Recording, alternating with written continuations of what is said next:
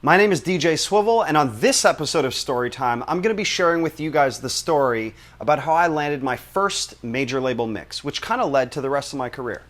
Stay tuned. DJ Swivel, DJ Swivel, don't you tell a story, please. DJ Swivel, DJ Swivel, don't make it cheese.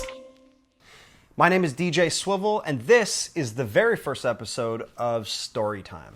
I wanted to do this show to share a little bit about my journey in the music industry. I'm going to be sharing funny stories, little anecdotes, and most importantly, lessons that I've learned along the way working in music. So hopefully it'll give you guys a little bit of insight into what it's like to work in the music industry and more appropriately, how my journey began in music and how I got to where I am today.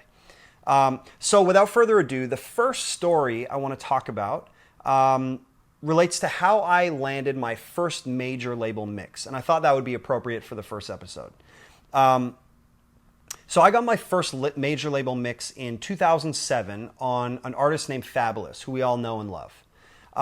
Fab was my first real paid engineering client, like full-time client. I worked with Fab on 2 full albums, a number of mixtapes, a number of features.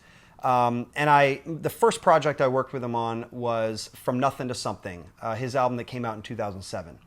So I first met Fab in 2006 because I landed an internship at who became my mentor, Duro's studio. Now, if you don't know Duro, Duro started Desert Storm Records with DJ Clue and signed Fabolous. So that's how the whole connection came about. So I'm interning at Duro's studio, and I as Fab is coming into work, I build a relationship with him just casually. I'm sort of the GA at the studio. If you don't know what a GA is, that's a general assistant. Basically, I was cleaning up and running and fetching food and just doing all the little things around the studio to keep things organized. So after about 7 months of being a GA, I was very fortunate. I landed an engineering gig with Fabolous. We had become friends. He was starting his new album, and he asked me to record his album for him. So I spent the whole year working on the From Nothing to Something album. And of course, Duro, my mentor, is a world-renowned mix engineer, worked with everybody, Jay-Z, Nas, you name it. He's worked on it. If it was in hip-hop, he definitely touched it. And so we're getting to the end of the album, and at this point, we were working out of Sony Studios. Rest in peace. Sony Studios has now been closed down for a number of years. But it was like sort of the biggest studio in New York City. There was like 7 rooms. When you pulled up outside of Sony Studios, it was just like Phantom, Bentley, Lamborghini. Like every artist in New York who was anybody was working at Sony Studios. And so we're finishing the mixes on the album, and I'm still learning how to mix, and I'm assisting Duro during the day. I'm recording Fabolous at night. I'm doing 20-hour days, and we get to the end of the project, and I had assisted Duro on so many mixes. I felt like, sure, I only graduated school, 2 years earlier, but I think I can mix a record. I've seen Duro mix it enough. I think I can mix a record and get it to that level. So there was 2 songs left to mix on the album. And usually Duro would tell me at the end of the day, so it might be 1 a.m, when he's ready to go home for the day, he would tell me, set up this next session and I'll be in the morning to mix it. And so when he says set up a session, basically what I'm doing is organizing all the vocals, organizing all the tracks, making sure everything's labeled properly in the order that he wants, importing his templates as far as plugins that he likes to use. And, we had already mixed a number of Fab records, so I knew kind of what effects he liked to use on Fab. So basically just get everything ready so that he can just sit down and go straight to work and not have to worry about getting anything set up for him. So at this point, I was so ambitious. I wanted that opportunity. I wanted to land that first mix. And so Duro leaves. He tells me to set up the session. So I set it up, and then I said, I'm going to stay here all night and mix the record. So rather than setting it up and going home, I just stayed all night, and I was there till probably 7 in the morning. And I mixed, this was the second last song on the album to finish the album. So I mix it, and I'm really excited. I think I do a great job. I'm keeping, the Sony Studios assistant there all night. He's probably exhausted. And I get the mix done, and I like it. I'm excited. So I say, I'm going to play this for Duro tomorrow, and he's going to love it so much, he's going to let me keep that mix on the album. He's not going to bother mixing it himself. And so I go home for the night. I get maybe 4 hours of sleep. I come right back when Duro's ready to come into the studio. And he's like, show me where the files are. I'm going to get started. And I think that song was called I'm the Man. It's on From Nothing to Something. That's what the first of the two mixes were. So he comes in, I show him where the files are, and I say, by the way, I set up the files, but I spent last night, I stayed and I mixed the song for you. And he sort of had a little perplexed look on his face, and he's like, okay. He was basically saying, I didn't really ask for that without saying it. But I said, have a listen to it. I think you'll love it. So he listens to the mix, and then he asked me to, I think, go get him a sandwich.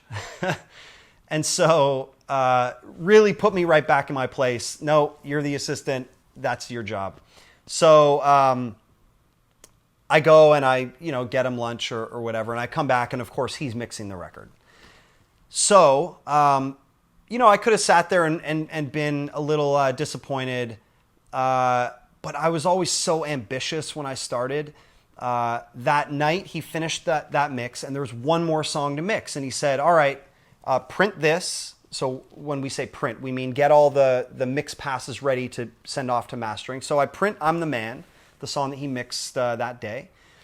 And he said, set up this last session, which was, it was called From Nothing to Something. It was the intro on the album. It was called From Nothing to Something. And so he said, set this up and I'll be in tomorrow to finish that. So of course, stubborn old me, I set it up, and rather than going home and getting some much needed rest, I say, nope, I'm going to stay and I'm going to mix this one too. So I stayed all night and I mixed that one as well. So he comes in the morning, same thing, like clockwork. Hey, I set this up. By the way, I mixed it for you. And I think at that point he was like, wow, this kid doesn't have any quit. But he listened to the mix and he nodded along with it. And then he started working on it a bit, and he did some tweaks. And, just polished it up and did his thing. So we never spoke about it again until about maybe 2 months later, the album finally came out. And at that point, we were working at a studio in Times Square called KMA Studios, which is no longer there, as are most studios in New York are no longer there. So we're in Times Square, and at that time, this was 2007, there was a huge record store in the middle of Times Square, the Virgin Megastore. So anybody who was in New York in the 2000s, you know about the Virgin Megastore. It was open 24 hours a day, and it was huge. It was like 3 floors. The place was massive. So right at midnight on the release date of the album, I'm working with Duro, and we're working on something else. And we walked down at midnight to the Virgin Megastore to get the first copies sold of the album. And so we went and we each bought a CD. Not many of those anymore. So we each buy a CD, and I'm excited because, I recorded the whole album. So I was going to have credits on every song. And so I open it up, I take the cellophane, the wrapper off, and I open the CD, and the first thing I do is I pull the booklet out as we're walking back to the studio, which is a few blocks away. And I pull out the booklet, and on the first song, I look at the credits, and it says recorded by Jordan DJ Swivel Young, and it says mixed by Jordan DJ Swivel Young. So I didn't even know, but he gave me the credit. So I guess he felt like at the time, I was showing sort of some ambition, and I did a good enough job for him to say, you deserve the credit on this one. So that was my first mix credit, and that one meant a lot because Duro's, you know, a world famous mix engineer. I really looked up to his sound and what he did. And so for him to give me the stamp of approval was really important and meant a lot to me. And that was sort of the first thing that got me started on my, you know, career as a mix engineer and producer. So yeah, that's the first mix. And I guess the lesson there is, you know, just stay persistent, right? If you don't get the right answer, you know, you don't get a yes every time, it's okay. You got to have thick skin in music, but just be persistent. Keep at it, keep practicing, and keep pushing and keep shooting your shot. And eventually, one of those shots is going to go in. And so that for me was my first shot that went in, so to speak. And I have, you know, really fond memories of that time in my career. So anyways, that was the first story for Storytime. There's going to be a lot more, some funny things, just some random things that have happened that there isn't really a lesson to be learned, just I think are fun stories to tell. And yeah, so stay tuned, like, subscribe, hit the notification button, and I'll see you next time. Peace.